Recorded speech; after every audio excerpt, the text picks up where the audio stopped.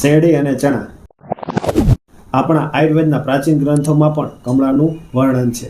જન્મતા સાથે જ અને જન્મ્યા પછી પણ બાળકોમાં જોવા મળતો કમળાનું પ્રમાણ વધ્યું છે. વર્ષમાં 2 થી 4 વાર કમળાનો વાયરો આવતો જોવા મળે છે. કમળાના 2 પ્રકાર છે, કોષ્ઠગત અને શાખાગત.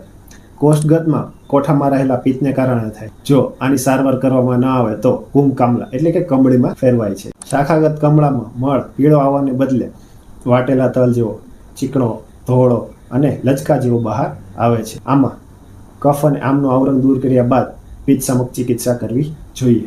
શેરડી અને ચણા ઘરેલું અને આહાર રૂપે લઈ શકે તેવી ઔષધિ છે. કોષ્ઠગતમાં પિત્તની નિરામય અવસ્થામાં શેરડી ખવડાવવી જોઈએ. પાકી અને લાલ શેરડી પચવામાં હળવી છે અને તરત પચે છે, જેનાથી ઘણા ફાયદા થાય છે. કફથી આવૃત અને સામાવસ્થાવાળા શાખાગત કમળામાં ચણા ખાવા જોઈએ. ચણા ખૂબ ચાવીને તાજા ખાવા જોઈએ. વસંત ઋતુમાં થયેલા કમળામાં ચણા વધુ માફક આવે છે. તાવ, શરદી અને અરુચિમાં ચણા અને શેરડી લેવી ન જોઈએ.